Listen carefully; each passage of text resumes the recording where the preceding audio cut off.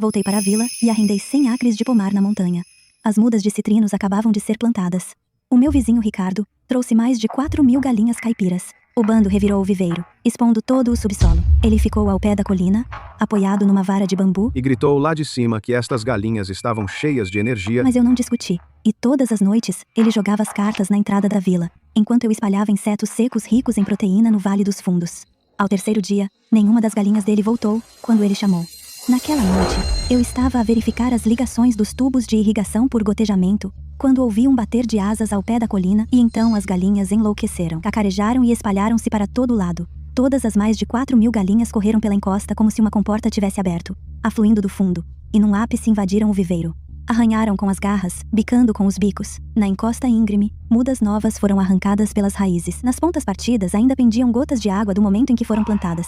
Algumas foram arrastadas meio metro, com as pontas todas moídas. O Ricardo ficou ao pé da colina, apoiado na sua vara de bambu, olhando para cima de pescoço esticado. A voz dele era alta e clara, como se tivesse medo que alguém não ouvisse. Ele bateu a vara de bambu no chão. E disse que estas galinhas eram mesmo vivas, acrescentando que andava um pouco apertado de dinheiro ultimamente. O galinheiro está tão sujo que nem se pode entrar. Então, deixe-me mantê-las, no seu pomar, por uns dias. O que fez com que eu apertasse a ponta de bambu na minha mão. Eu disse ao Sr. Costa que as mudas foram plantadas ontem. Mas ele disse-me para não me preocupar com o quanto as galinhas podiam comer, dizendo que elas bicariam alguns insetos e ervas daninhas, o que eu devia considerar como fertilização e controlo de pragas gratuitos, e perguntou se eu não era licenciada, já que os livros chamam a isto a agricultura ecológica. E antes que eu pudesse dizer uma palavra, Ele agarrou na vara e foi-se embora. Gritou que quando as galinhas pusessem ovos, me traria alguns para provar. mas ele já tinha ido. Peguei numa muda partida do chão. A rotura estava seca, coberta de lama amarela. Nenhuma muda na encosta ficou inteira.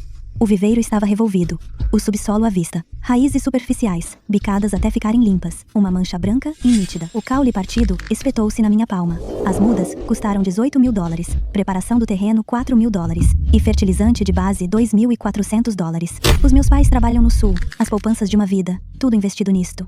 O meu telemóvel tocou, era o pai. Não lhe podia contar a verdade. Forcei-me a dizer que estava tudo bem. E na manhã seguinte, O chefe da vila, Sr. Silva, subiu ao pomar, a fumar no cachimbo. ele ficou no topo da encosta, e um mar de galinhas caipiras inundou a sua vista. Quase deixou cair o cachimbo. O Ricardo é mesmo um caso. Alguém como a Mariana. Não o confrontes de frente. No ano passado, as ovelhas dele entraram no milharal do Arthur. Comeram todas as mudas que estavam a espigar. A nossa, o Arthur foi ao centro comunitário para defender a sua posição, mas foi extorquido em 100 euros de custos médicos. O filho dele, o Duarte, é igualmente mau. És uma rapariga. Ainda nem te estabeleceste na vila. Será ainda mais difícil. Se tudo o resto falhar, vai lá e oferece-lhe um cigarro. Diz umas palavras suaves. Se ele poupar a cara, talvez isto passe. Vai lá e oferece um cigarro. Diz umas palavras suaves. Então, nunca mais vou poder andar de cabeça erguida por aqui. Naquela noite, liguei ao meu amigo de infância, o Tiago. Ele gere uma loja de fornecimentos agrícolas na vila. Depois de lhe contar toda a história, ele ficou calado ao telefone durante muito tempo. Quando falou novamente, a voz estava muito baixa. O caminho duro não funciona. Tenta a maneira suave. Vem ver-me à loja amanhã. No dia seguinte, o Tiago e eu encontramo-nos na loja de fornecimentos agrícolas dele. Sacos de fertilizante estavam empilhados na loja. O ar cheirava a ração. Ele puxou um saco de tecido debaixo da prateleira e desatou a abertura. Os grânulos castanhos eram cheios e secos, com um cheiro doce e a peixe. Peguei num punhado. Estava ligeiramente pegajoso. Insetos secos de alto teor proteico usados em quintas. Teor proteico de 40%. As galinhas ao ar livre têm uma fraqueza, ganância. Dá-lhes a melhor comida viva todos os dias, e elas ver-te, hão como a sua montanha. Depois de provarem isto, qualquer outra coisa até o milho saberá a nada. O Ricardo joga as cartas na era todas as tardes. Acertas o tempo para espalhar a ração para as galinhas. Ainda não deixes o Ricardo saber. Começa com pequenas quantidades, depois aumenta. Continua durante 30 dias. Ok, transfiro-te o dinheiro mais tarde. O Tiago ajudou-me a carregar os insetos secos no carrinho utilitário. Naquela tarde, às 5 horas, o sol estava a inclinar-se contra a crista. Estacionei o carrinho ao pé da colina. A carregar um balde de plástico, virei para o vale de trás. As plântulas bicadas pelas galinhas ainda estavam inclinadas no lugar. Não lhes toquei. Agachei-me. Peguei em alguns insetos secos e espalhei-os. Os grânulos caíram na relva, rolando densamente encosta abaixo. Uns galos corajosos vieram primeiro investigar. Inclinaram as cabeças e bicaram uma vez. Depois, o bando avançou, batendo as asas, garras a arranhar o chão, levantando poeira à meia altura do pé. Os insetos secos desapareceram num instante. As galinhas ainda demoraram por ali, a cavar na terra com as garras. Levantei-me, a segurar o balde vazio numa mão, a abrir as notas do telemóvel com a outra. Dia 1. Insetos secos custaram 30 euros. Perdas estimadas: 14.000 euros. Nos dias seguintes, a aplicação de notas encheu-se de filas densas de números. Dia 2, 34 euros. Dia 5, 52 euros. Dia 8, 106 euros. Os insetos secos de alto teor proteico que eu estava a dar às galinhas passaram de um balde para um saco inteiro. No dia 8, antes mesmo de eu chegar, o bando já se amontoava naquele terreno plano, esticando os pescoços e a chamar, as penas a ficarem cada vez mais brilhantes, as cristas tão vermelhas que pareciam prestes a pingar sangue. Todas as noites, o Ricardo passa com as mãos atrás das costas. Os miúdos da faculdade até que sabem criar galinhas. Olha como as minhas galinhas estão no teu quintal. Estão tão cheias de vida, mas logo mando-te mais ovos. Ainda sais a ganhar. Não discuti com ele. 10º dia. A encosta ao pé do monte estava a ficar solta por causa de tantas bicadas. Afundava-se meio sapato quando pisavas. Se continuarem a bicar assim, quando chegar a época das chuvas, toda a terra vai escorregar pela encosta. Comprei estacas de madeira e vedação perimetral na vila. Levei 3 dias a montar a vedação à volta do pomar. Enrolei 3 camadas de gaze nas mãos, para as bolhas não rebentarem. Consegui manter as galinhas fora, mas na manhã seguinte, um grande buraco foi rasgado na vedação. 5 estacas de madeira tinham sido arrancadas. As galinhas estavam a enfiar-se pela abertura. Não disse nada. Naquela tarde, martelei as estacas de novo e arranjei a vedação. À noite, sentei-me atrás do quintal a ver a transmissão de segurança móvel. Verificava o pomar a cada 2 minutos, das 10 da noite até de madrugada. Pouco depois das 3 da manhã, perto da borda do pomar, uma figura aproximou-se furtivamente. A figura estava a forçar a vedação. Apontei a minha lanterna de alta potência. Umas mechas de cabelo loiro. Era o filho do Ricardo, o Duarte. Ele apertou os olhos contra a luz. Nenhum de nós disse uma palavra. Alguns bichos voaram pelo feixe de luz. De repente, ele praguejou qualquer coisa. Virou-se e entrou no escuro. Bateu com o pé de cabra no chão. Na manhã seguinte, sob o olhar de metade dos locais, martelei todas as estacas de madeira de novo. Coloquei pedras grandes na base. A maneira como eu balançava aquela marreta não era diferente da de qualquer homem forte. O Duarte ficou a observar, com os olhos apertados em fendas, mas não se atreveu a dizer nada. Dia 12. O mexerico na praça da vila era alto. Se essa Mariana se acalmasse um pouco, poderia ter recebido um dote de 30 mil euros. Recusou 30 mil euros. Só para plantar umas árvores de fruto. E agora, olhem para ela. É tão medrosa que não enfrenta o Ricardo e o filho dele, nem sequer ousa respirar. Passei por ali. Eles viram-me naquele momento. Calaram-se todos. Eu também não disse nada. Apenas acenei com a cabeça e continuei a trabalhar. O meu bloco de notas no telemóvel acabou de atualizar. 7. Perda atual. 16 mil euros. Mas a maioria das galinhas só come insetos secos agora. Dia 15. O Ricardo estava a ficar confuso. O que se passa com estas galinhas? Nem querem comer o milho acabado de plantar. Isto é mesmo estranho. Costumavam brigar por esta comida, mas agora nem lhe tocam. Ele estava a falar comigo, os olhos cheios de cálculo. Há demasiados insetos no pomar. Estão fartos, por isso não precisam de comer quando voltam. Mesmo assim, não devia ser assim. Ele voltou sozinho, ainda a pensar. O que ele não consegue perceber, eu percebo. Dia 20. O Ricardo veio ao pomar para enxotar as galinhas. Desta vez, trouxe uma vara mais comprida.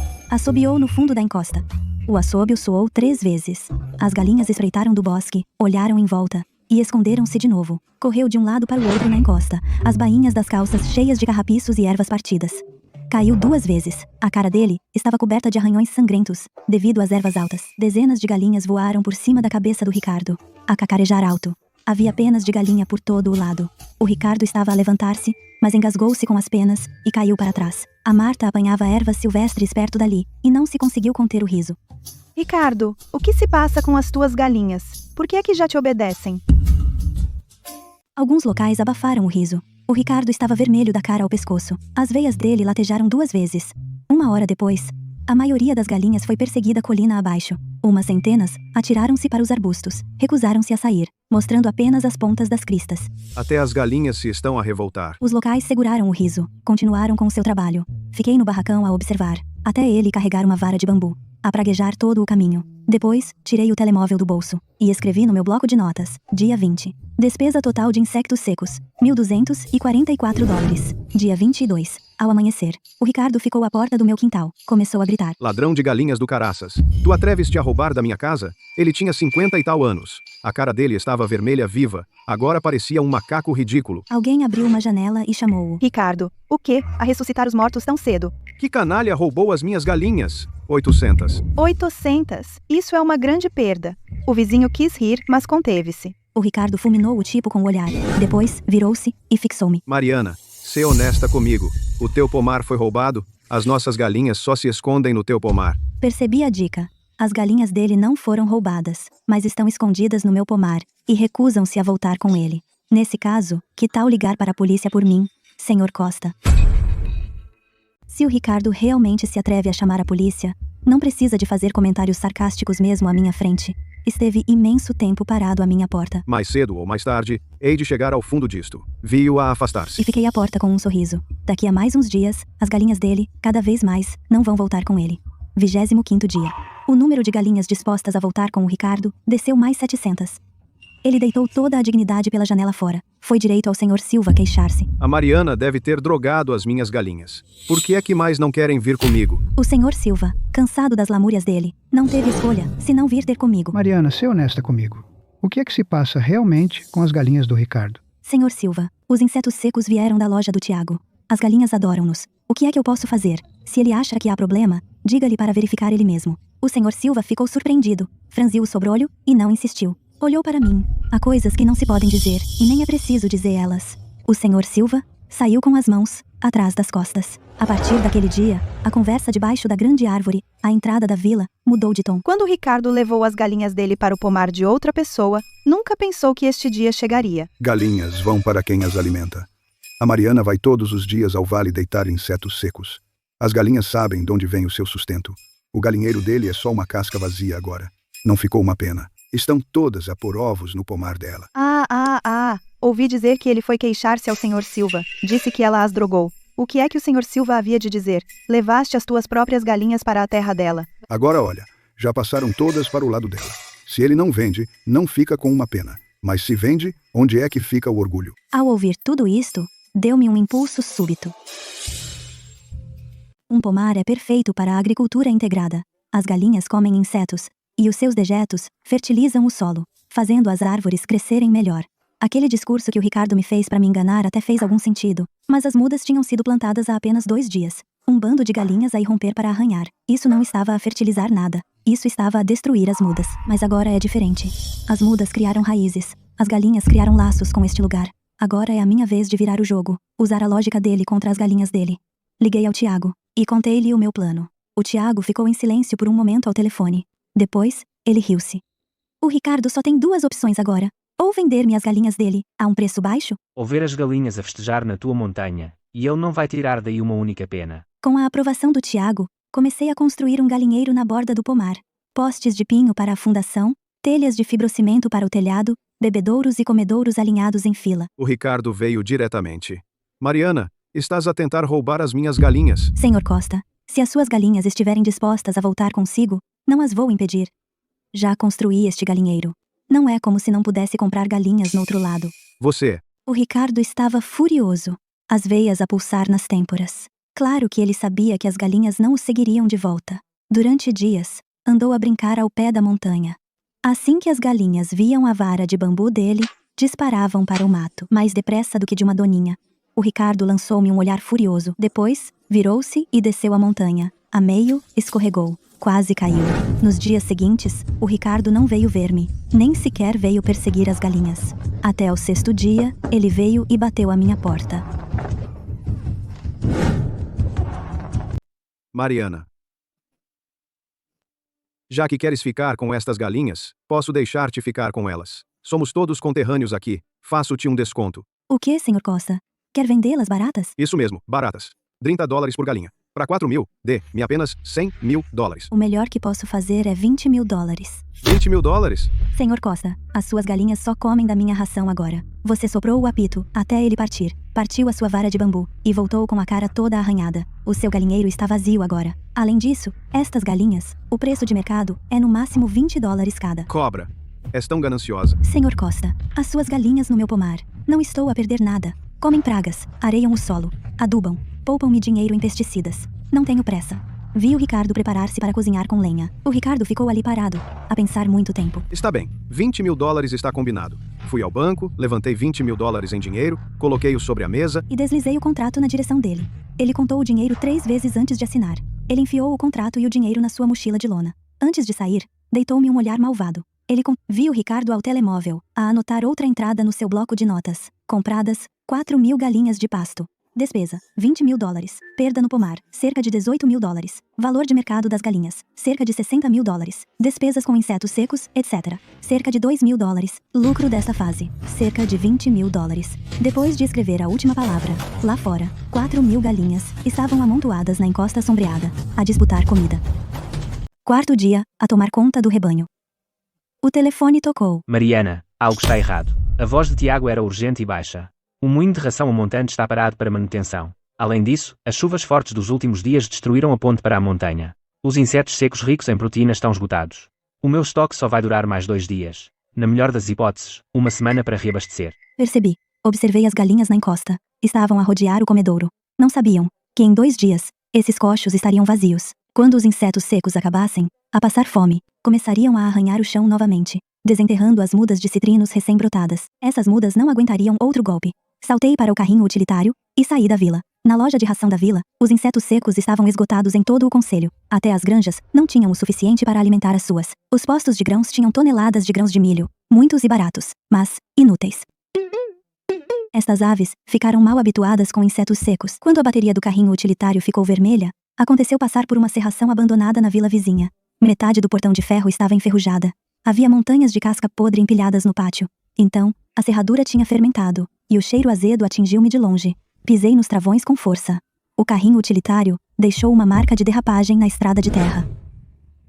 A casca podre na base da muralha estava a decompor-se há anos. Tinha ficado castanho escura. Puxei-a com o pé. Por baixo estava úmida e quente. Larvas brancas. Lagartas roedoras pretas, apertadas umas contra as outras. Quando a luz as atingia, enterravam-se fundo. Acertei com o patrão por 2 maços de cigarros. Fiquei com toda esta casca podre.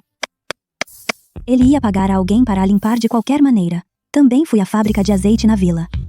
O farelo de amendoim estava empilhado num canto do armazém. O que sobra depois de extrair o óleo. Na fábrica, achavam que ocupava espaço. Com o dinheiro que poupei a transportar a casca, carreguei umas centenas de quilos de farelo de amendoim no carrinho utilitário.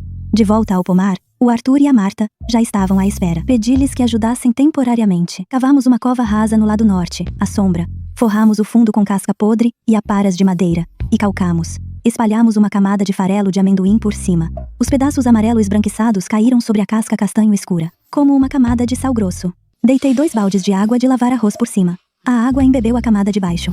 A casca estalou. Também recolhi à volta do pomar alguns frutos podres com buracos de insectos. Esmaguei-os e deitei-os dentro.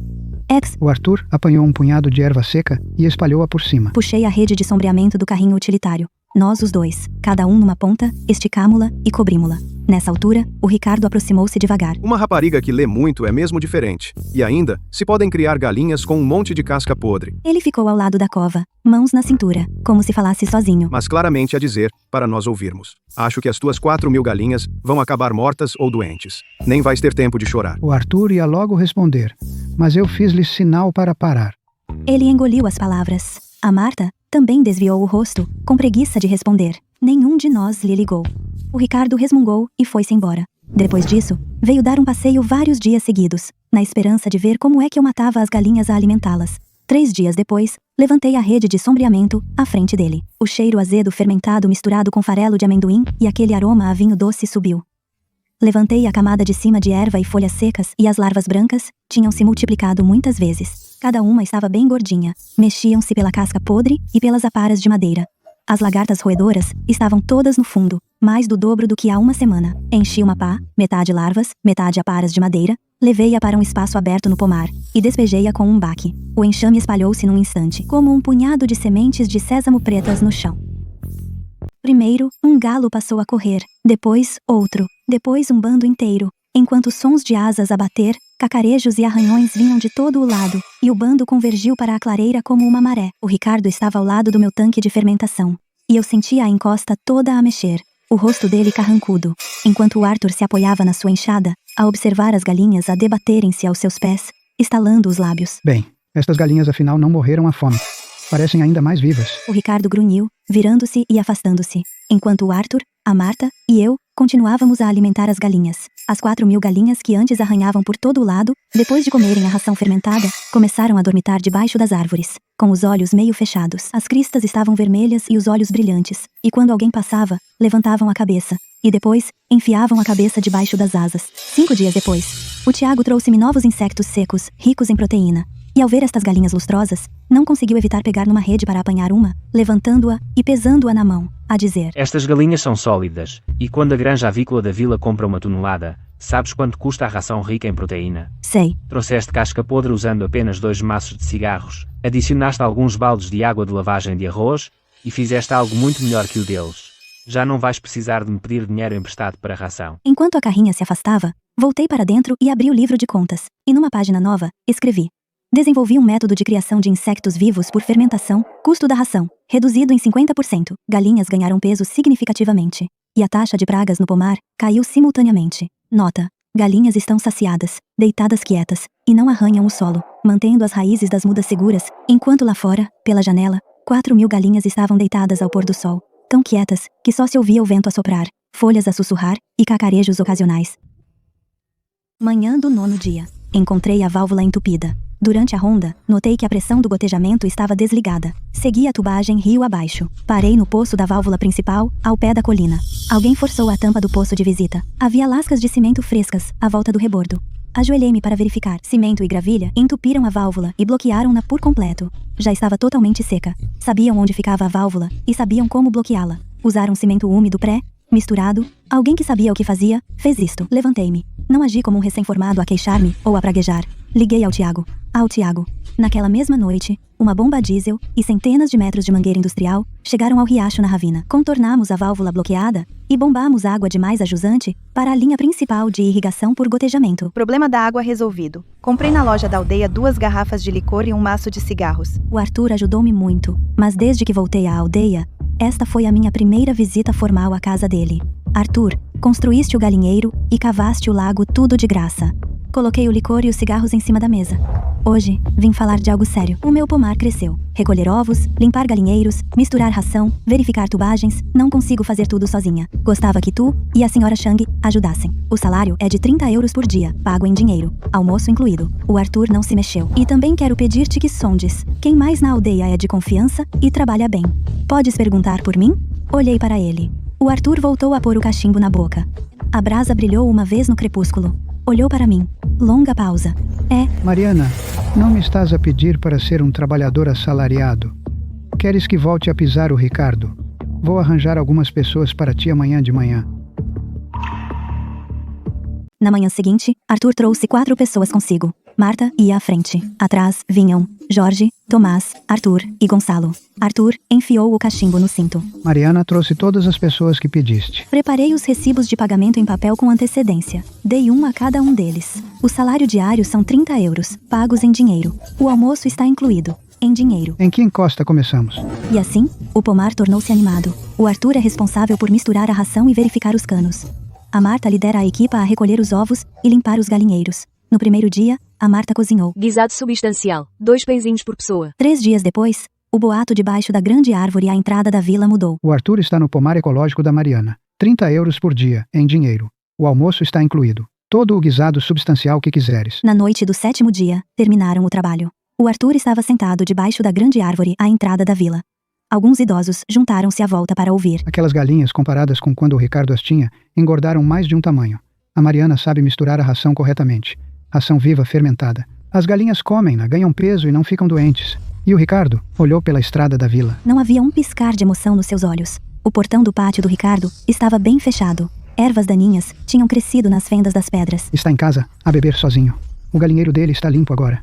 Nem uma única pena restou. Aquele portão estava estranhamente silencioso no crepúsculo. Uma janela do primeiro andar abriu uma fresta. Depois fechou-se novamente. O Arthur tem razão. O Ricardo tem estado demasiado calado estes dias. Desde que começamos a pagar salários fixos no pomar, ele nem sequer apareceu. O portão dele fica fechado o dia todo. Às vezes uma fenda na janela do primeiro andar.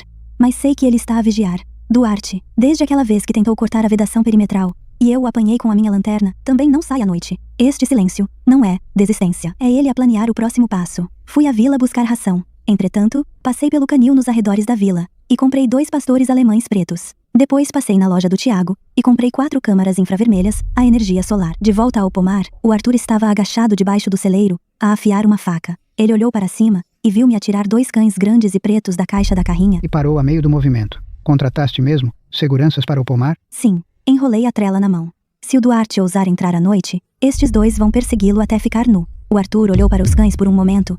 Depois ajudou-me a cravar 2 estacas grossas de ferro de cada lado do portão da vedação perimetral. Acorrentamos os cães às estacas. Os 2 cães deitaram-se, com o queixo apoiado nas patas, orelhas viradas para o pomar. Depois, peguei numa escada e montei as 4 câmaras lá em cima nas árvores. Nos 4 cantos do pomar, câmaras viradas para fora. Visão noturna infravermelha. E a transmissão ligada ao meu telemóvel. Depois de verificar a qualidade da imagem, mudei de ecrã e adicionei uma nova nota no meu memorando. Comprei 2 pastores alemães pretos. 4 câmaras infravermelhas, a energia solar. 9. Despesas, $840. Nota, atualização do sistema de defesa. Lá fora, estava completamente escuro. Os 2 pastores alemães estavam deitados junto ao portão da vedação perimetral, as orelhas a rodar lentamente no escuro. Os dias de julho estão escaldantes. Faz 5 dias que não chove, nem vento à noite. Naquela noite, à 1:30 da manhã, o meu telefone tocou. Um alarme do monitor. O ecrã abriu-se. Na câmara 4, 3 vultos sombrios estavam a rastejar da pedreira abandonada a oeste do pomar. O infravermelho tornava tudo cinzento esbranquiçado. Moviam-se devagar, mas sabiam onde iam. Não havia como enganar quem ia à frente. Duarte. Ele carregava um balde de plástico. Achotes presos às costas. 2 desconhecidos seguiam atrás, curvados, vozes abafadas do receptor. O Duarte vai mesmo fazer isto. Assim que a gasolina baixar e o vento aumentar, a montanha inteira vai pelos ares. Cala-te, caramba. Por causa daquela cabra, o meu pai não consegue andar de cabeça erguida na aldeia. Não é ela que usou insetos secos para roubar as nossas galinhas? Hoje, vou transformar esta montanha inteira numa montanha morta. Despeja. O Duarte despejou a gasolina no meu pomar. Riscou o isqueiro. Acendeu o archote. Vesti o meu casaco. Peguei na lanterna de alta potência detrás da porta, e num pé de cabra, meti o telemóvel no bolso, e fui para o pomar. Nas imagens de segurança, as tochas já ardiam. Dentro da vedação perimetral, 2 pastores alemães levantaram-se, orelhas para a frente, ombros baixos. Um rosnado baixo saiu-lhes do fundo da garganta. O Duarte aproximou a tocha da gasolina, e depois parou de repente. E olhou para a escuridão. Ouviu um rosnado. Que som é aquele? NN nada, certo? O segundo rosnado foi mais grave. 2 pastores alemães irromperam silenciosamente do pomar. Cães. Os 2 pastores alemães carregaram contra o grupo dos 3 homens, derrubaram um e perseguiram, e atiraram outro ao chão. O Duarte recuou 3 passos, bateu num barril de plástico e caiu para dentro da gasolina. A tocha caiu perto. Ele acordou. Apressou-se a apagar o fogo, com medo de se queimar. Empurrei o portão. Liguei a lanterna. E o feixe de luz bateu-lhe na cara. Os outros 2 bandidos fugiram desesperadamente para a escuridão, em direção à pedreira. O Duarte também tentou fugir, mas um pastor alemão agarrou-lhe as calças. Perdeu o equilíbrio e caiu na encosta relvada. Chutei a tocha para longe, e ela aterrou na relva molhada sem pegar fogo. Aproximei-me e chutei o barril de gasolina para a vala de drenagem. Duarte, trouxeste gasolina ao meu pomar à meio da noite, a tentar ver quantos anos apanharias por incêndio criminoso. Luzes da polícia iluminaram metade da aldeia. Enquanto Ricardo Silva se apressava, ainda de casaco, Duarte já tinha sido empurrado para dentro do carro da polícia. O balde de plástico e aquele molho de tiras de pano foram ensacados como prova. Ali mesmo, sob as luzes intermitentes. Na manhã seguinte, bem cedo. Alguém batia violentamente no portão do pátio. Parou após algumas pancadas. Depois, um baque surdo. Alguém se deixou cair no degrau da porta. Ricardo sentou-se no degrau. O rosto dele estava vermelho. Ele cheirava a álcool da noite anterior. Mariana, estou a implorar-te. Duarte, ele só cometeu um erro estúpido. Se o deixares ir para a prisão, a vida dele vai ficar arruinada. Virei-me e peguei numa tangerina da mesa. Fiquei parada mesmo dentro da soleira, a descascá-la, devagar. Senhor Costa, naquela altura, quando as suas galinhas destruíram todas as minhas mudas na colina, alguma vez parou para pensar que aquelas mudas eram o que os meus pais pouparam a trabalhar na linha de montagem durante 20 anos. Isso é para o tribunal decidir. Não vou assinar nenhuma carta de perdão. Levantei-me, voltei para dentro e fechei a porta. Passado muito tempo, a pessoa no degrau levantou-se devagar. Ai, hein? Duarte foi acusado de tentativa de incêndio e condenado a um centro de detenção. Ricardo nunca mais veio bater à minha porta. Alerta vermelho para chuva forte no início de agosto. Fiz 3 chamadas logo de seguida. 2.000 sacos de areia. 5 caminhões cheios de cascalho. Preciso que sejam entregues até esta noite. Encomendei mais 3 bombas. Disse a todos para fazerem horas extra a partir de hoje. Pagamento a dobrar. Os pomares de montanha não aguentam nem seca nem cheias. Quando vem uma cheia repentina, se a água não tiver para onde ir, leva as mudas todas. Ao fim da tarde, mais de 1 dúzia de pessoas estavam a ajudar-me. O Arthur levou 4 tipos para o pomar. Limparam as valas de drenagem principais dos lados este e oeste. Puseram cascalho no fundo. usaram sacos de areia para reforçar as encostas, e aprofundaram-nas de meio metro para 1,20 m. A Marta e uma dupla de pai e filha levaram 4.000 galinhas para o galinheiro reforçado no terreno mais alto. Montamos 2 camadas de rede de quebra-vento, achatalamos o telhado e soldamos cabos de aço por cima. Vesti o meu impermeável e verifiquei as valas de drenagem a cada meia hora. Quando a chuva caía mais forte de madrugada, um troço da vala oeste começou a desmoronar-se terra, a escorrer das paredes. A água lamacenta transbordou pelas bordas, correu na direção das mudas. O Arthur, a tropeçar na lama, desceu a encosta a correr, olhou uma vez, virou-se e mergulhou em água lamacenta, até a cintura, segurando a parede a desabar com o ombro. O Tomás saltou também. O Gonçalo saltou. As mulheres puxaram sacos de areia e passaram-nos encosta abaixo, mão sobre mão. Ninguém recuou. Relâmpagos rasgaram o céu. No aterro ao pé da montanha estava uma figura com um impermeável esfarrapado. O galinheiro do Ricardo já tinha ido. Ele ficou ali parado, à espera que o meu pomar também se afogasse. Ao amanhecer, os aldeões e eu passamos pela tempestade juntos. O vento acalmou. E depois a chuva também parou. A água da cheia no canal finalmente começou a acalmar. A água da chuva ainda não tinha escoado completamente, mas as paredes do canal não iam voltar a arrebentar. Deixei-me cair na lama. O meu impermeável tinha 3 rasgões. As minhas mãos estavam cobertas de sangue. Arthur, Marta, Tomás e Gonçalo sentámo-nos na margem do canal, apoiados uns nos outros. A lama nas nossas caras tinha se estalado em finas linhas. Ao fim de um bocado, o Arthur começou a rir-se, e os outros também se juntaram. Uma causa justa encontra apoio. Finalmente percebi como estas palavras eram verdadeiras. Todos os meus 4.000 frangos de pasto sobreviveram. As mudas de citrinos ainda estavam de pé, em aglomerados na encosta. Algumas estavam inclinadas, mas as suas raízes ainda estavam no solo. O Ricardo ainda estava de pé no terraço ao pé da colina, murmurando algo amargamente entre dentes. O impermeável dele protegeu-o durante um tempo, mas no fim, a chuva deixou-o encharcado até aos ossos. Virou-se e regressou. Em casa, havia montes de frangos mortos à espera de serem eliminados. 3 dias após o desastre, paguei a todos o salário, e dei a cada um pequeno bônus em dinheiro. Trouxe 50 caixas de ovos de galinhas, criadas ao ar livre do armazenamento a frio. Apanhei algumas centenas de quilos de laranjas da primeira estação, carreguei um carrinho utilitário cheio e levei-o ao centro comunitário. O Ricardo Silva estava a contar a lista de vítimas do desastre. Ele viu o que estava no carrinho e parou de escrever. Mariana? O que é isto? Um donativo, para os idosos e famílias carenciadas que foram duramente atingidos. Ele olhou para mim e não recusou. Naquela noite, debaixo da grande árvore na entrada da vila, várias filas de pessoas estavam sentadas a refrescar-se. O Arthur estava a fumar um cachimbo e contou a história de saltar para a água lamacenta durante a tempestade. O Tomás acrescentou: sem o pomar da chefe Mariana, teríamos sido arrastados pela água. Isso mesmo. A nossa vila foi a menos afetada desta vez. São apenas os seus 40 hectares. Algumas abanadelas de leque e ninguém mais a chamou assim. Em vez de essa Mariana, todos a chamavam chefe Mariana. Do outro lado do sopé da montanha, o portão do pátio do Ricardo ainda estava fechado. Menos de 2 semanas após o tufão, o calor voltou. O sol brilhou de manhã à noite. Vapor subia do solo das encostas. Durante as minhas rondas, notei algo errado. Várias árvores cítricas jovens no lado sul tinham folhas que estavam a enrolar-se e a amarelecer. Virei-as, e havia uma camada densa de ácaros-aranha ferruginosos e afídeos. Depois, cavei o solo à volta das raízes e encontrei várias lagartas roedoras, cinzento-brancas, a roer os pelos radiculares tenros. O tufão trouxe mais do que apenas chuva. Ovos trazidos pelo vento dos campos vizinhos encontraram este tempo quente e úmido e eclodiram que nem loucos. O Arthur agachou-se ao meu lado, a virar uma folha, esmagando alguns ácaros-aranha com os dedos. A sua testa franziu-se num franzido profundo. Ataque triplo. Ácaros-aranha, afídeos, lagartas roedoras. Mariana, isto não pode esperar. Antigamente, quando a vila cultivava árvores de fruto e enfrentava isto, atacavam com dimetoato, encharcavam com diclorvós e resolviam em 2 dias. Não podia pulverizar. Pensando nas 4.000 galinhas no pomar e nos alevins que acabara de colocar no reservatório. Por isso, levantei-me, arrancando as folhas roídas dos ramos. Assim que pulverizar, escorrerá para o ribeiro. Os bichos morrem, mas os peixes também morrem.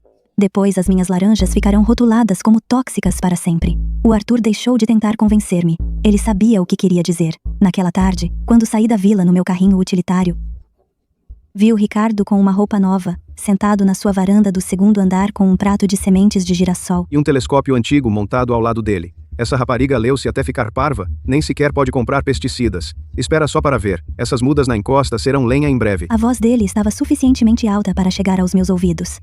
Era um sim eteral. Não parei, e naquela noite quando voltei, fiquei acordado a ler artigos e enviei um e-mail a um professor da Faculdade de Agricultura da universidade. No início da manhã seguinte, conduzi o carrinho utilitário para a vila, não para a loja de pesticidas. Na noite seguinte, voltei da vila a pedalar no carrinho utilitário. Sem pesticidas no carrinho, apenas algumas caixas grandes de cartão empilhadas.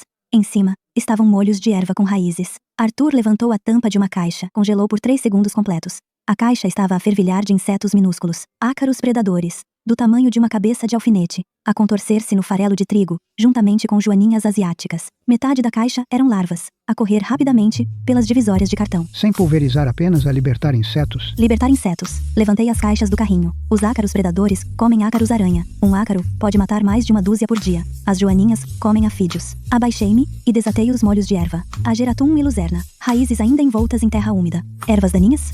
Ervas. Ageratum. O seu cheiro repele várias pragas. A luzerna atrai inimigos naturais das lagartas roedoras, escaravelhos do solo, e vespas icneumônidas. Não matamos insetos. Convidamos os seus inimigos para entrar. Ele olhou-me de relance. Depois entregou as mudas a Marta. Arthur cavou buracos. Marta enterrou as raízes. Tomás trouxe água da cisterna. E deu a cada planta um bom encharcamento. Depois de plantar a última, o céu tinha escurecido. Para as lagartas roedoras mais difíceis, eu tinha outro truque. Montamos um grande pote na cozinha. Deitamos meia panela de chinaberries e malaguetas secas. Enchemos de água e fervemos. O vapor picante fez a Marta tossir. Arthur abriu todas as janelas. Depois de 1 hora a ferver em lume brando, deitamos o líquido castanho avermelhado em baldes com uma concha. Misturado com água, deitamos à volta das raízes dos citrinos, ensopando uma árvore, dando 2 passos, ensopando a seguinte. A mistura penetrou lentamente no solo. Isto realmente funciona. Não tóxico, mas as lagartas roedoras não suportam o cheiro. Elas sairão do chão sozinhas. Vê. Para onde? Direitas para a superfície. Levantei-me e limpei a terra dos joelhos. As galinhas estão à espera. O Ricardo está sentado na varanda há 5 dias.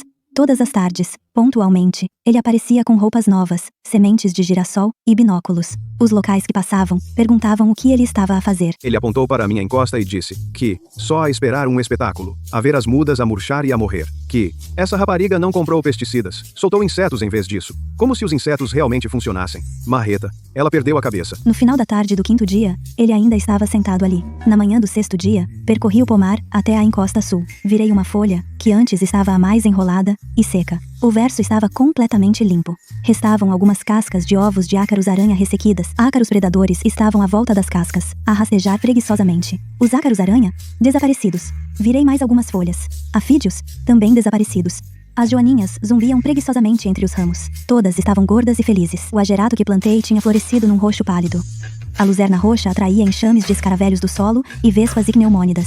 Elas escavavam para dentro e para fora, perto da zona das raízes, perseguindo as larvas de lagartas roedoras, até não terem onde se esconder. De vez em quando, uma galinha ao ar livre corria de debaixo das árvores, arranhando o solo solto, e bicava uma lagarta roedora gorda. A galinha atirou a cabeça para trás e engoliu-a.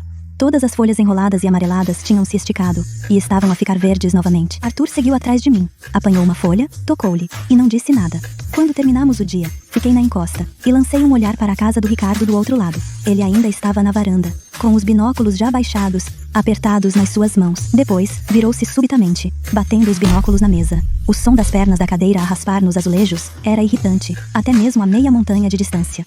Ele entrou furiosamente. A porta da varanda foi fechada com estrondo. Voltei para dentro e abri a aplicação de notas no meu telemóvel. Iniciei uma nova entrada. Controlo biológico de pragas. Despesa, 300 euros. Ácaros-aranha. Eliminados. Afídeos. Eliminados. Lagartas roedoras. Dizimadas por inimigos naturais. Um sistema de pomar ecológico altamente resiliente. Depois de escrever a última palavra, lá fora, as mudas de laranjeira na montanha sussurravam na brisa da tarde. Este sistema tinha criado raízes nessas montanhas. Ácaros comem insetos. Galinhas comem lagartas roedoras. O estrume fertiliza as árvores. As árvores sustentam todos. Não preciso de comprar mais nada a ninguém. Logo após a praga de insetos, veio a seca. Depois, secou novamente, no final de agosto. Nem uma única gota de chuva, por mais de 20 dias seguidos. O riacho na ravina passou de um jorro para um fio de água, e de um fio de água para apenas uma mancha úmida nas rochas. O tubo de irrigação por gotejamento passou de pulverização para gotejamento. Verifiquei o reservatório. O nível da água descia um pouco todos os dias. O musgo no fundo ficou branco acinzentado. As galinhas já não brigam pela comida. Mesmo quando deito insetos vivos fermentados no comedouro, elas bicam algumas vezes, e depois retiram-se para a sombra. Os novos rebentos de citrinos estão a murchar. As folhas enrolam-se em tubos apertados. O termômetro está pendurado na moldura da janela, a linha vermelha aproximando-se dos 102 graus. Arthur está agachado na encosta rachada. Metade do milho do Sr. Lee do outro lado da colina murchou com a seca. Esta ravina agora só corre durante 2 horas por dia. E a água nem sequer chega ao nosso lago antes de a pedreira a montante a levar. Liguei para a estação de abastecimento de água da vila. Disseram que é um alívio total da seca. E a cota de água agrícola foi esgotada. As minhas 40 hectares de encosta são demasiado grandes. Tenho de resolver isto sozinha. Depois de desligar, fiquei ao pé do reservatório. A água restante no fundo é apenas uma fina camada. O solo sob os meus pés estala quando piso. O reservatório não vai durar até o fim de semana. Naquela tarde, estava a ajustar a bomba de água junto à piscina. Ouvi passos atrás de mim, mais do que uma pessoa. O Ricardo estava no outro extremo da piscina. Ao lado dele, um homem de meia idade com uma pasta de cabedal. Óculos de aros dourados. Uma barriguinha saliente. A maneira como ele olhou para o pomar, como se estivesse a avaliar um pedaço de carne. Mariana.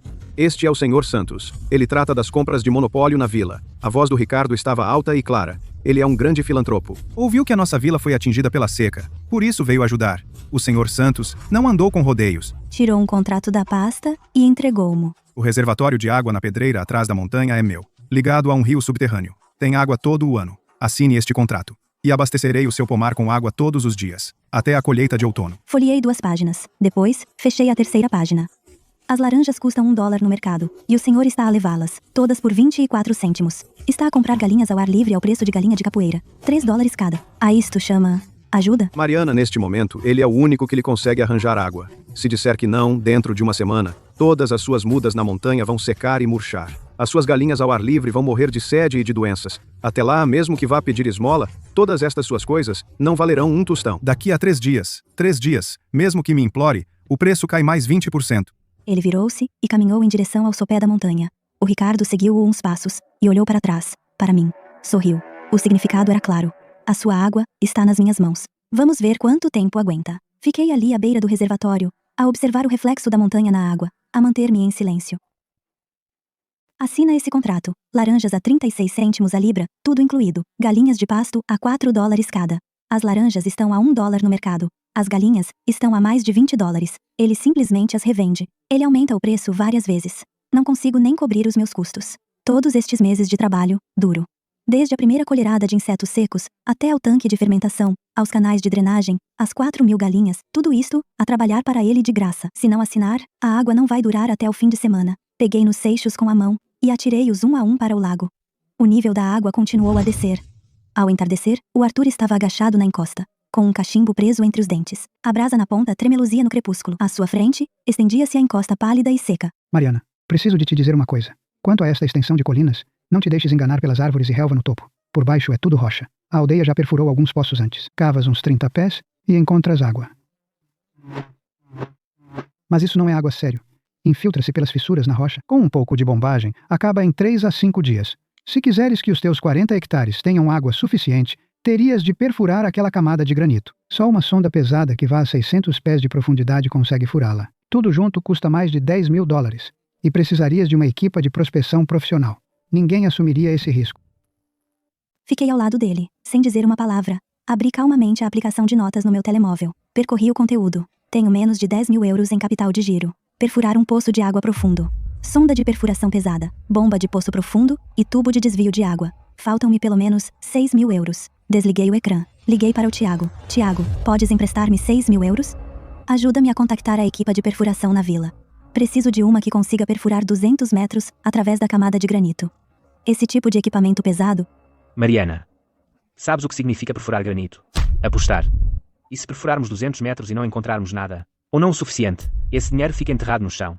Já ouvi falar do Sr. Santos. Podíamos simplesmente ganhar menos este ano. Engolir o orgulho, superar isto e depois resolvemos. Nem pensar. Se engolir o orgulho hoje, toda a gente nessa vila vai pisar-me a partir de agora. O Sr. Santos está a oferecer um preço baixo por causa da seca. Amanhã, arranjará outra desculpa. Se entregar a minha tábua de salvação, este pomar nunca será verdadeiramente meu. O que é que queres fazer? Uma sonda de perfuração pesada. 200 metros. Perfurar a camada de granito debaixo dos nossos pés. Preciso de assumir o controlo da minha própria tábua de salvação.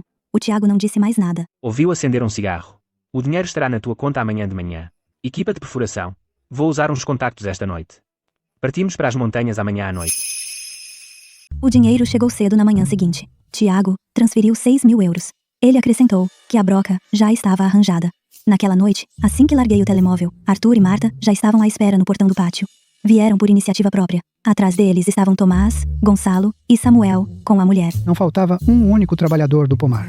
A Mariana ouviu que o Sr. Santos estava a usar a seca para baixar os preços. O Ricardo juntou-se a estranhos para intimidar os aldeões. Não podemos engolir este insulto. Nos próximos dias, Vamos trabalhar de graça. O que disser, faremos. Certo, o que disser. Não me contive com eles. Cavem os lagos na encosta norte. Bombamos a água subterrânea profunda, mas não pode ser usada diretamente. Lembro-me claramente das minhas notas da faculdade. Essa água está gelada todo o ano. Se for diretamente para o sistema de rega gota a gota, as raízes dos citrinos vão sofrer danos de geada, e as galinhas ao ar livre vão ter diarreia. Precisamos de construir lagos em camadas entre o poço e o pomar, camada por camada, um nível após o outro, deixando a água aquecer e evaporar ao sol. Depois deixar as plantas filtrá-la. Só então pode ir para os tubos de rega gota a gota. Estendi o projeto numa rocha. A zona rochosa ao pé da encosta norte. 3 lagos revestidos a pedra, em alturas desniveladas. O Arthur deu uma olhadela, pegou na pá e foi-se embora. Sob o sol, o som das pás a virar terra ecoou de manhã até a noite.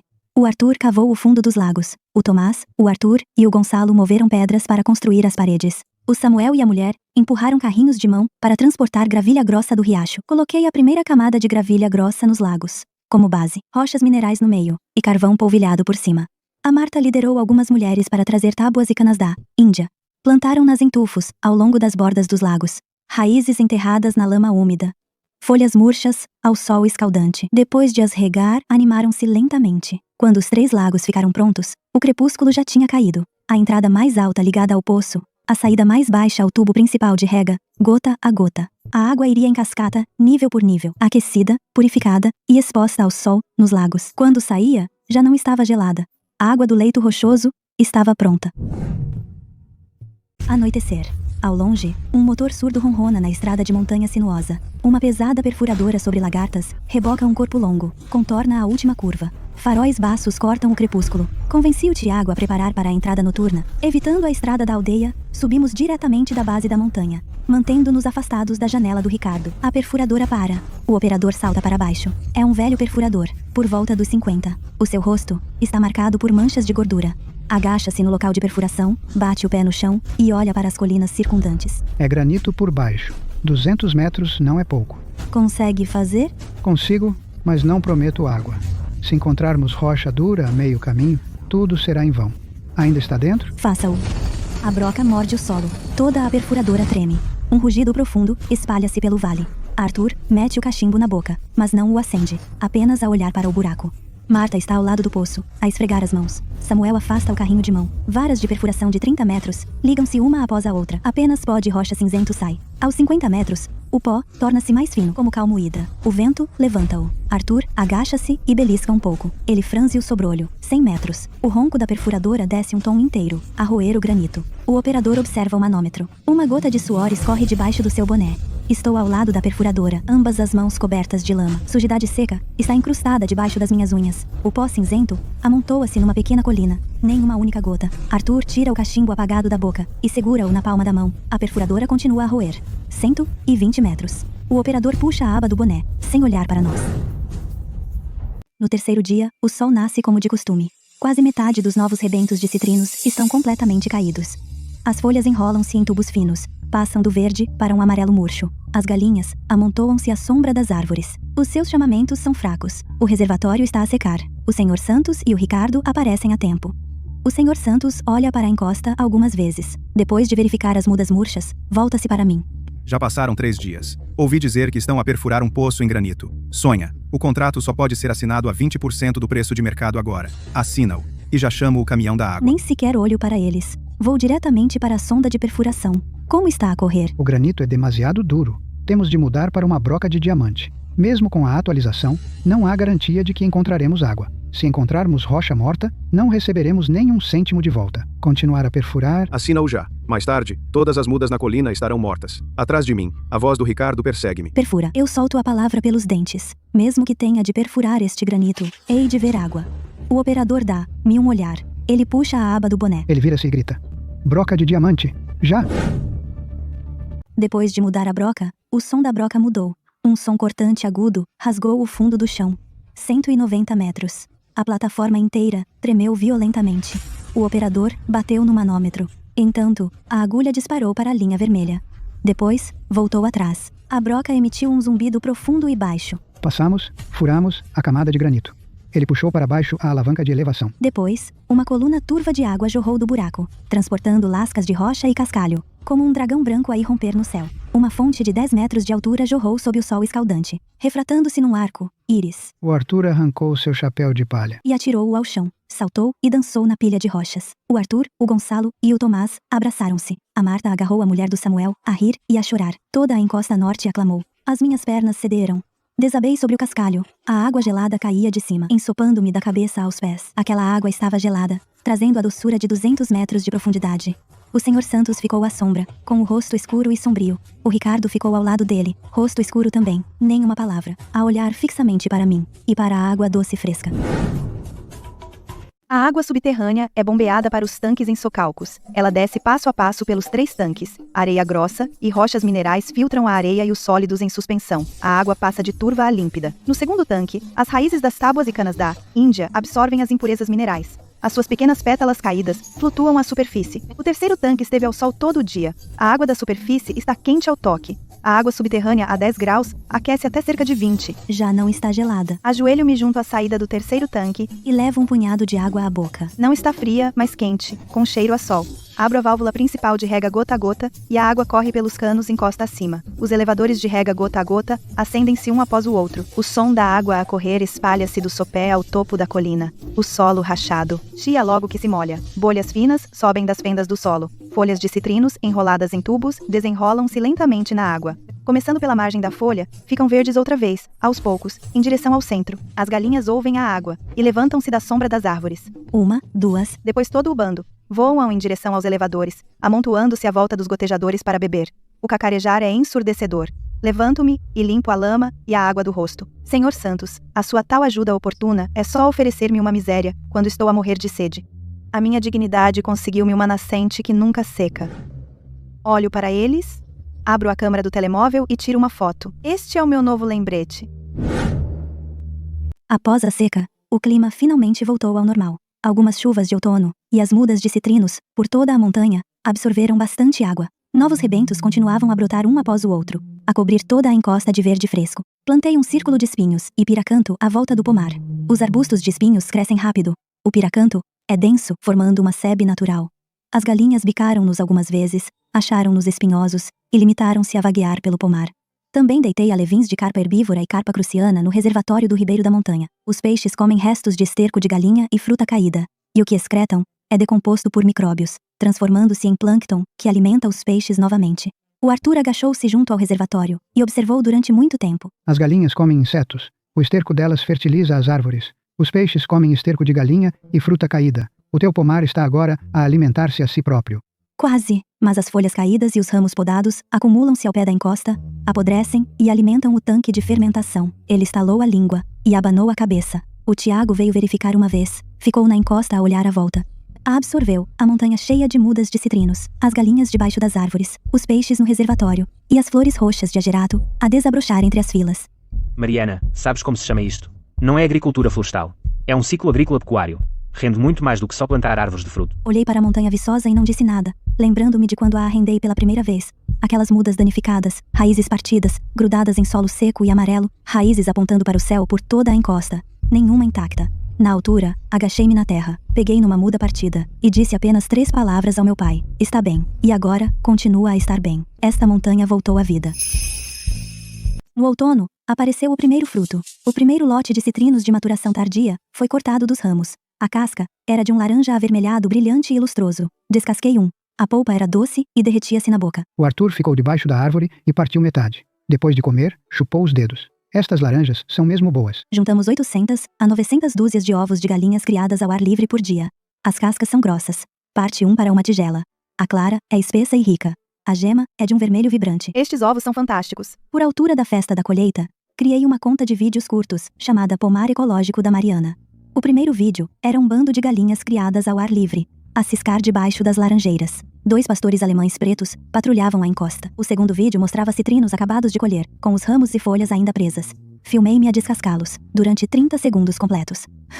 Aproximei o zoom em HD. Via-se a névoa de óleo a sair da casca. O terceiro vídeo era a partir um ovo. A gema laranja avermelhada caiu na tigela, redonda e rechonchuda. A clara era tão espessa que se esticava em fios. A legenda era só uma frase: sem pesticidas, ao ar livre no pomar, embalado em caixas de ovos de esferovite anti-choque, enviado em caixas de cartão respiráveis. As encomendas chegaram a voar como flocos de neve. Pessoas da cidade preocupadas com a saúde viram a clara elástica e a gema laranja avermelhada. E sem hesitar, encomendaram diretamente. O primeiro lote esgotou em 3 dias. O preço de retalho era 30% mais alto do que o que vendíamos aos distribuidores. O Arthur agachou-se no galpão de embalagem, a dobrar caixas. Enquanto dobrava, desatou a rir. Isto vende muito mais rápido do que no mercado.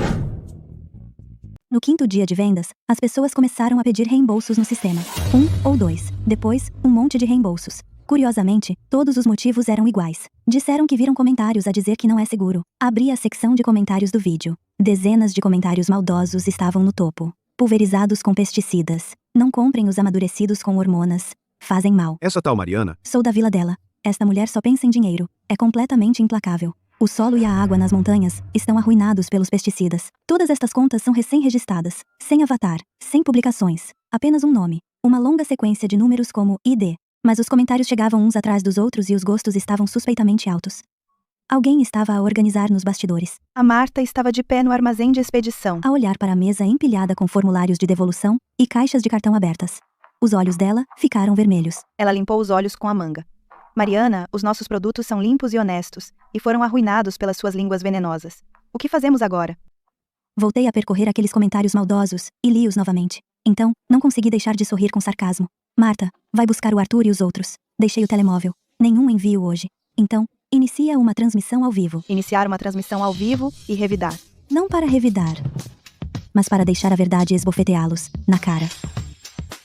Eu coloco o meu telemóvel no tripé, em frente ao galinheiro. Eu abro a transmissão ao vivo, sem filtro. Eu aponto a câmera diretamente para o reservatório do Ribeiro da Montanha. Vocês vão ver por si próprios a fonte de irrigação do pomar. Carpas capim e carpas crucianas vivas, do Ribeiro da Montanha. Elas estão a agitar as caudas debaixo de água. Eu movo a câmera para baixo. As galinhas criadas ao ar livre estão a bicar à procura de comida debaixo das laranjeiras. Eu caminho até uma árvore. Eu colho um fruto amarelo brilhante. Eu descasco-o com as mãos. Uma fina névoa de óleo cítrico jorra. Os gomos são carnudos e transparentes. Eu dou uma grande dentada com a casca incluída. O sumo escorre pelo canto da minha boca. Se houvesse pesticidas nocivos, as carpas capim não sobreviveriam neste ribeiro. Se os citrinos fossem amadurecidos artificialmente, eu não ousaria comer, luz com a casca. Os comentários começam a inundar. Eu vou até ao galinheiro. Eu pego em 4 ovos acabados de pôr do ninho de palha. O Arthur entrega-me uma tigela de vidro. Eu parto-os ali mesmo. As gemas alaranjadas assentam carnudas e cheias no fundo. As claras são espessas. Esticam-se em fios longos quando as levanto com pauzinhos. Galinhas tratadas com hormonas não conseguem pôr ovos assim. Os espectadores da transmissão ao vivo saltam de centenas para dezenas de milhares. O chat enlouquece. As pessoas que cancelaram estão a arrepender-se agora. Estão a implorar-me que partilhe o link. Estes são verdadeiros ovos de galinhas criadas ao ar livre. Eu disse-lhes que o estoque de hoje é limitado.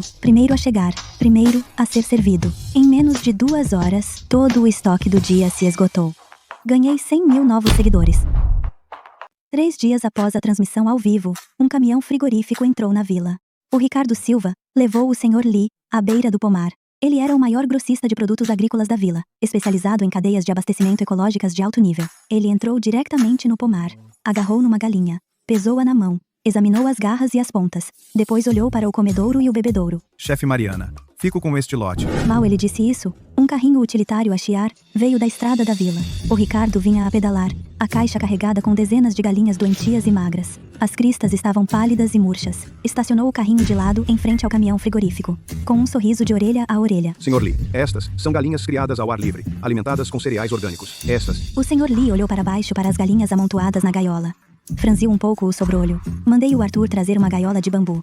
Lá dentro, as galinhas ao ar livre tinham penas brilhantes, cristas vermelhas e corpos fortes. O olhar do Sr. Lee passou do carrinho do Ricardo para minha gaiola de bambu. Agarrou descontraidamente numa galinha da gaiola de bambu. Pesou-a, examinou as garras e a cor da crista. Pô-la de volta e agarrou noutra. Examinou-as todas, depois virou-se para o Ricardo. Fique com as suas galinhas. O rosto do Ricardo congelou. O chefe Lee virou-se para mim, limpou as mãos, em frente de toda a aldeia, a assistir, em voz alta. Chefe Mariana, este seu carregamento. Fico com todos os ovos, as laranjas e o peixe do lago. Acrescento 20% ao preço de venda por grosso. Vamos assinar o contrato agora. Tirou o contrato da pasta. Agachou-se junto à mesa baixa em frente do galinheiro. Rabiscou umas linhas. Empurrou-o, e eu assinei. Depois, tirou um maço de notas da pasta. Bateu-mo na palma da mão. Isto é o sinal. O Ricardo empurrou o seu carrinho utilitário velho. Parado à beira da multidão, na caixa de carga, dezenas de galinhas doentes amontoadas em gaiolas. Ninguém olhou para ele quando se virou, e partiu com o carrinho. As rodas saltaram 2 vezes na estrada de terra. A sua figura foi se tornando cada vez mais pequena. No balanço de fim de ano, virei a última página do memorando. $0. Receitas menos custos. Tracei uma linha por baixo. Lucro líquido $42 mil.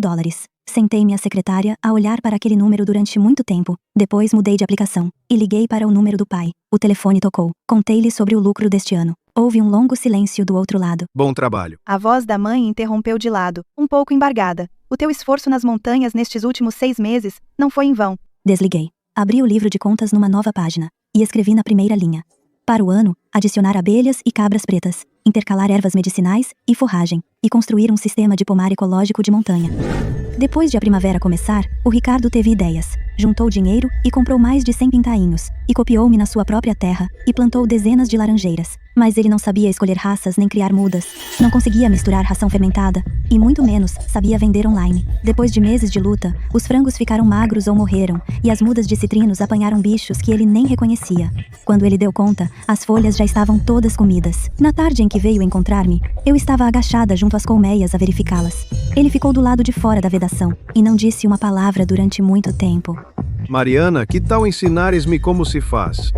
Olhei para ele, fechei a tampa da colmeia e levantei-me.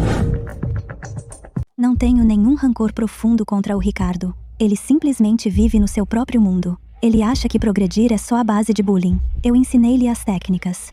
Desde a seleção de criação de pintos, até a ração fermentada de insetos vivos, a consociação de culturas no pomar e prevenção de doenças. Ainda o ajudei a arranjar um comprador na vila. Coloquei-o na lista deles. O Ricardo estudou durante uma semana. Na noite do 8º dia, ele agachou-se ao lado da porta do galinheiro. Ficou a olhar para os baldes de ração de insetos vivos que deveriam fermentar. Água de lavar arroz, farelo de amendoim, casca podre. Virou-se e entrou. No dia seguinte, o que trouxe da vila foi farelo barato e folhas de couve podres. Misturou-os no coxo. As galinhas não percebem a diferença. De qualquer forma. Depois de um mês a poupar nos materiais, as galinhas dele começaram a ter diarreia. Primeiro só umas poucas, depois imensas, e as mudas de citrinos ficaram com bichos. Ele pensou que era o solo não ser suficientemente fértil e correu a aplicar adubo químico. Depois de uma aplicação, os bichos não morreram. Todos os rebentos novos enrolaram-se. Agachou-se ao portão do meu quintal, com o rosto pálido. Mariana, os métodos que me ensinou são defeituosos. As minhas galinhas estão todas doentes, e as mudas têm bichos. Fechei suavemente a tampa da bomba de ar. Virei-me e olhei para ele. Os métodos que lhe ensinei, quantos dias os usou? A boca do Ricardo abriu e fechou. Ficou parado no quintal, sem dizer uma palavra, virou-se e foi-se embora. Nunca mais o contactei. 2 anos depois, o meu pomar expandiu-se. Adicionamos abelhas e cabras pretas, e cultivo de plantas medicinais. Também consociamos forragem entre as filas de citrinos. As cabras comem erva, as abelhas recolhem néctar e polinizam, e as árvores dão fruto. Os visitantes da vila estavam na encosta. Apontaram para a encosta verdejante e perguntaram: de quem é este lugar? A Marta estava a transportar caixas de ovos, encosta abaixo. Sem sequer levantar a cabeça, disse num tom como se estivesse a afirmar algo óbvio: Chefe Mariana. E claro, eu sou essa chefe Mariana.